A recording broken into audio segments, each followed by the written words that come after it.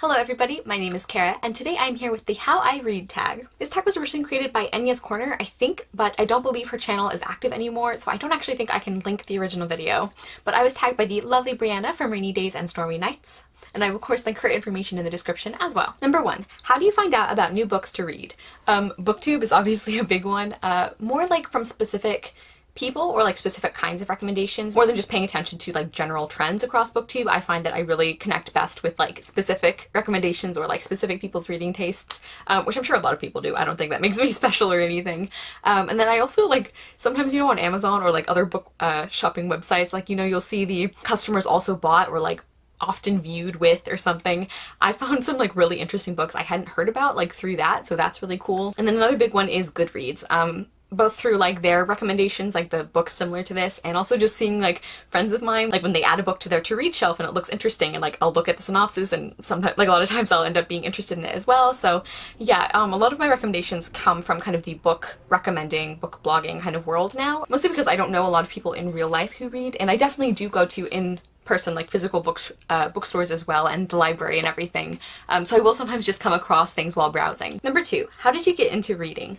I was very fortunate. My brother and sister and I all were, because our parents always made a point to read to us and to really encourage a love and interest for reading, which I feel very, very fortunate for. And I don't actually remember a time when I didn't like reading or love reading or know how to read.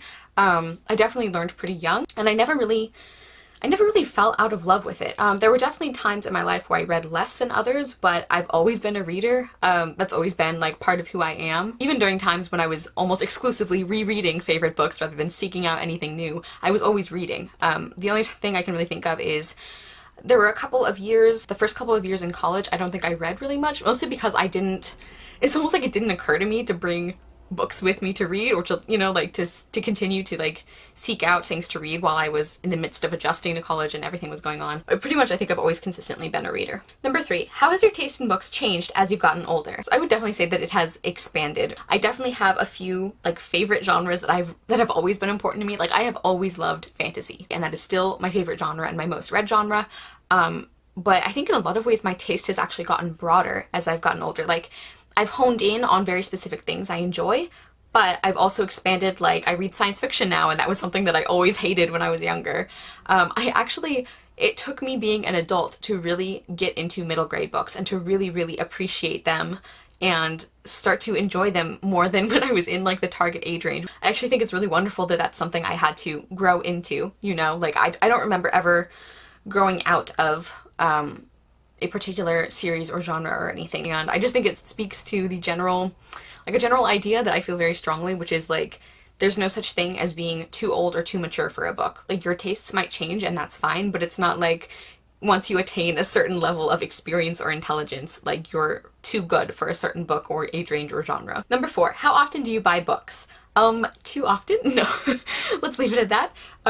No, but in all honesty, I do book shop relatively frequently. I am getting better about being more specific about what I buy, because like my problem is that when I come across a book that I've been meaning to read for a while and it's on a great sale, you know, when it's really inexpensive, I will a lot of times buy it, even though I know it's not something I want to get to right at that moment, and that's a habit I'm trying really hard to break. I have gotten better at it though, and I just want to continue like improving that. Although I do use my local library as well. Like I don't want it to sound like I only buy books. Number 5, how did you get into booktubing? It's kind of interesting actually, because like a lot of people, I kind of stumbled across it by accident. I don't even remember how. And so I was watching it for a while, and it was so funny because my mom and my sister both, like when I started telling them about this like new corner of the internet I had found, they were like, that sounds perfect for you, like why don't you do that? And I was like, oh my gosh, no, like I could never be a YouTuber and like do all of this. It just wasn't something I could imagine myself doing or being comfortable with, so for a long time I was in denial about it. And then I ended up reading a book, A Long Long Sleep by Anna Shihan. I ended up reading a book, and my reluctance to joining BookTube had kind of been weakening for a while, because the more I thought about it, the more I'm like, this does like sound like something I really enjoy, like being very analytical and like enthusiastic about books. Like that sounds wonderful. And I was also at a point where like I wasn't in school and I wasn't yet working at the time, so I had some more free time than I usually did. And so I basically ended up starting one. I just, that night, after finishing that book, I was like, this was really good, and I feel like more people should hear about it. So I used that as kind of like my springboard to join BookTube, to get into the BookTube community, and I've loved it, you know, having a great time. And it's so funny because even at the time, I was like, the lighting isn't that good because I'm filming at night, and like, I rehearsed it a couple of times, you know, because I didn't really want to have to do like multiple takes and editing because I didn't really know how to do that yet. So I was trying to do it in as like do the whole review in as few takes as possible. So like I kind of planned it out and I practiced what I was going to say. And even at the time I was like, I probably should wait until I'm more comfortable with this and like until the lighting is better and all of that. But I knew there's like some part of me that knew if I put it off, I might not ever do it. Like I would just keep coming up with excuses of how I wasn't ready to do it yet. So I just filmed it anyway, bad lighting and all, and I'm really glad I did. Number 6, how do you react when you don't like the end of a book? I get pretty mad about it. Generally, I end up complaining about it in the BookTube sphere, whether that is through a specific review or in a wrap-up or like a tag video or something. If friends of mine have read that book, I will sometimes complain to them about it. And another thing I've mentioned before is my mom. I will like complain to my mom about a book that I've read that I've hated because, and she'll do the same thing to me because we don't, like our reading tastes don't overlap too much. Like there's some things we have in common, but for the most part, I can say like, here's the book I'm reading. Are you ever going to be interested in this? And she's like, no. So I can be like, okay, I'm going to spoil the end for you because I hate it and I want to complain about it. And she's like, great. So we've like exchanged venting sessions a lot like that. And that's just, it's very cathartic. I highly recommend it. It's great. Get yourself a friend or family member that you can bitch about books with. Number 7, how often do you take a sneak peek at the end of a book to see if there is a happy ending? Almost never. I did used to do this more often, and actually more than like sneaking a peek at the ending, what I would do a lot of times is if I was reading a book I was really enjoying, or like there was a character I really loved that was like in grave peril or something, I wouldn't read the end, but I would flip ahead to see if and just like scan the pages near the end of the book to see if I could see their name. And if I could see their name, I was generally like reasonably confident they were going to be okay. Like they probably would survive. Not always, but like that was kind of my rule of thumb. And so I would do that more than like reading the ending. I don't do that as much anymore. I try not to do that because I don't want to ruin it for myself. But another thing I would like look ahead to see how long it would be, and that I still do, is there's like there's like very specific kinds of scenes. Like there are a couple of scenarios in fiction that just like really give me intense anxiety about it. Those are things like secondhand embarrassment, like extreme secondhand embarrassment, like I just can't do.